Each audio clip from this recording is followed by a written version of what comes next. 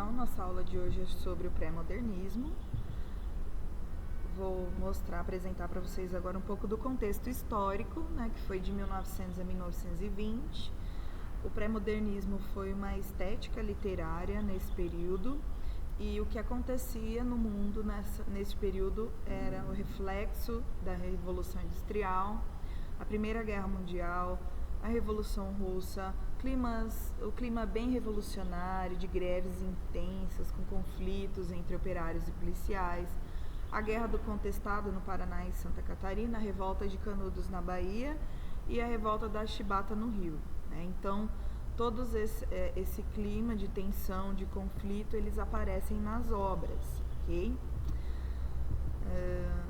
Quais são as características aqui do pré-modernismo? Então, inicialmente, ele não foi um movimento literário. Ele não foi um movimento literário como o realismo, como o romantismo, como o modernismo. Então, ele foi um período de transição, né, ali do simbolismo, parnasianismo para o modernismo, ok? Então, esses escritores considerados pré-modernistas, eles reúnem algumas características que são semelhantes ou que são possíveis de serem colocados nessa categoria. E, assim, muitos deles já têm umas características aí muito próximas do que viria a ser o modernismo. Então, aqui aparece a denúncia da problemática realidade do Brasil, né? Então, aqui vem essa denúncia, a crítica social, o retrato do sertão nordestino, dos caipiras interioranos, dos subúrbios. Então, a crítica social vem também como voz das pessoas que eram marginalizadas na época.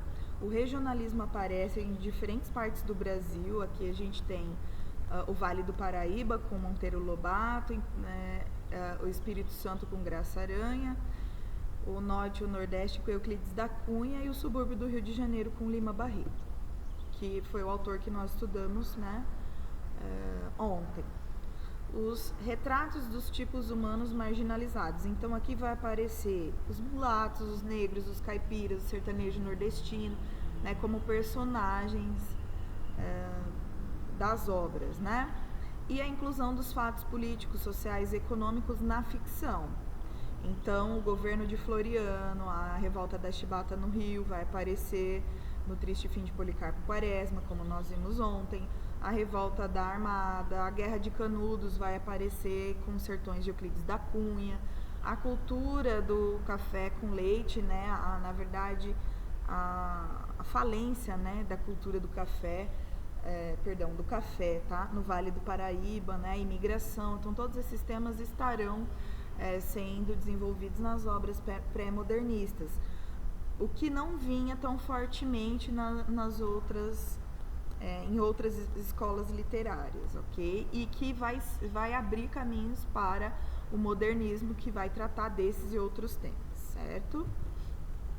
Então, a gente nota o quê? Há uma verdadeira descoberta do Brasil, um país que estava esquecido pelos clássicos poetas parnasianos e pelos enigmáticos simbolistas, que foram escolas literárias aos moldes europeus e que tratavam muito, por exemplo, o parnasianismo, né, da arte pela arte. Então, os poemas vinham carregados de linguagem culta, casta, né? Era um modelo clássico de escrita, com sonetos, rimas ricas, e os temas era a própria arte, né? A temática abordada era a própria arte. Então, aqui não tinha espaço para crítica social, né? Agora, no pré-modernismo, isso vai mudando. Como ontem nós falamos sobre o Lima Barreto, que fazia literatura de si, né? Morador do Rio de Janeiro, funcionário público, que tinha dificuldade de publicar suas obras e demorou para ser reconhecido como literato, por ser negro, por ser dessa classe social.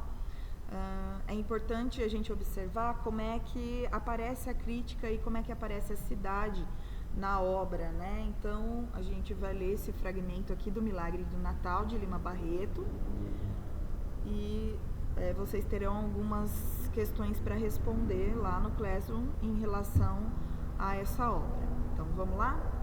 O bairro do Andaraí é muito triste e muito úmido.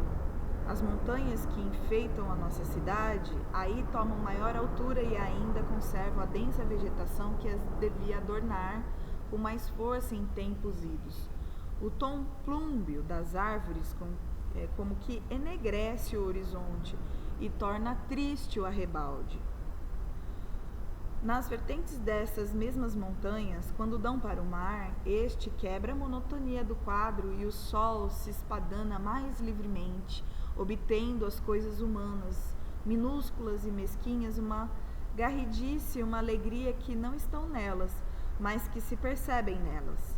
As tacanhas casas de Botafogo se nos afiguram assim. As bombásticas vilas de Copacabana também. Mas, no Andaraí, tudo fica esmagado pela alta montanha e sua sombria vegetação. Bom, a gente tem aqui então o bairro do Andaraí, que é um subúrbio, é um lugar mais periférico. Como é que ele descreve o bairro do Andaraí? E a gente tem Botafogo e Copacabana. Como é que são descritos esses dois ambientes?